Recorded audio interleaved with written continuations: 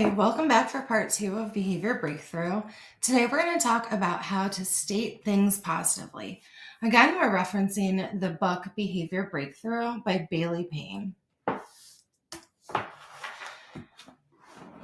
Our goals when stating things positively are to focus on what you want to see rather than dwelling on what you don't want to see.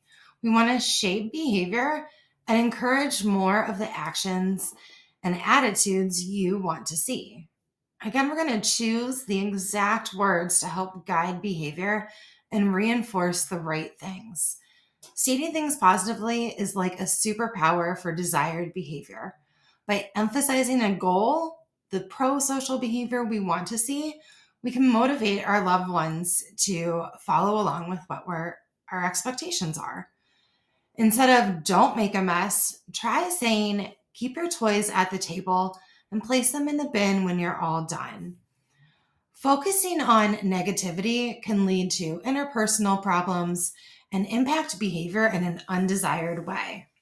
When we repeatedly point out how badly someone has messed up or disobeyed you, you may get pushback. The person may shut you out or shut down entirely. This damages respect, relationships, and rapport. With stating things positively, this is a behavioral skill where you express your thoughts, requests, or rules by focusing on what you want to happen instead of what you want to avoid or stop. For example, we're going to watch one episode of Paw Patrol, then we will find something else to play. Another example, if you are done with your food, you can put your plate in the sink. Or use your walking feet when we are at the pool. This technique is especially powerful for people with a history of opposition or that non-compliance. It is also helpful for people who struggle to respect requests from authority and trusted adults. No and stop can be trigger words for some learners. And by focusing on criticism, we're setting ourselves up for a power struggle. So we want to focus and tell them what you want them to do and give them something to do instead. Why stating things positively works. Reason 1, when we continually provide feedback that identifies and labels problems, you risk becoming your child's inner voice of criticism, which can later translate to low self-esteem. When we state things positively, it makes things very clear. It leaves no room for confusion. Your loved ones and those in your care know what you expect from them. They can now meet your expectations without guesswork. Reason 2, we give them power. Stating things positively makes those around you feel like superheroes. They get to choose to do the right thing, and that's pretty cool. We all enjoy being around people who make it easy for us to be successful.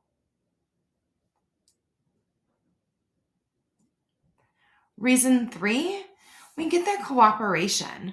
When you state things positively, those in your care are more likely to listen and do what you ask without a fuss. It provides that mutual respect and fuels that rapport. And we build strong bonds by doing this. Stating things positively helps everyone get along better. You build trust, especially since nobody likes to argue. So in the home setting, what this can look like, instead of, no, calm down, you can say things like, I need you to stop moving your feet. Now use slow turtle walking feet. Or no yelling, no running, hitting, or spitting.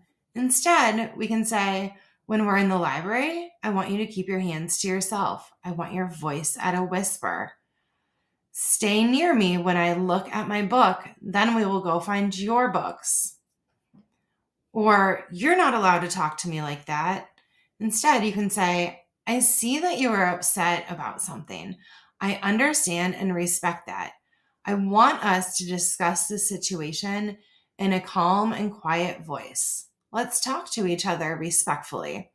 That way, I can try to help you solve your problems and you can communicate with kind words. Remember, our goals with stating things positively are to help our loved ones or those in our care follow through with our expectations or what is needed to be done. So, if we're looking to set rules, an example of ineffective feedback would be no running inside. To state things positively, we can say, let's walk indoors. Handle changes. Don't take forever to get ready. We can say, let's get dressed by 7:55 so we have more time to play. Or if we want to increase effort, you're not trying hard enough. We can say things like, use your slow handwriting, keep your letters on the line. When we're stating things positively, this really helps our younger learners, not just our older learners. So our younger learners, their brain and prefrontal cortex isn't fully developed for reasoning. So when they hear words like no, stop, don't do that, followed by don't do that, quit running, they're going to hear that last word that we're telling them, running. And guess what they're going to do? They're going to run. So we want to provide them with that language. They're able to feel successful, have autonomy, and follow through with our expectations. We can do that by stating things positively. If we're looking to promote safety, an example of ineffective feedback might be, stop being so reckless, you're going to get hurt. If we want to state it positively and increase that follow through, we can say, stop at the stop sign, count to 5, and look both ways. If we want to manage screen time, instead of saying, you're always on the iPad, get off of there, we can say, we're going to set the timer for 20 minutes. When it goes off, we're going to select another activity to do together. Help with forgetfulness. An example of ineffective would be, you never remember anything. So to state things positively, we can say, let's put a note by the back door to help us remember when it's trash day.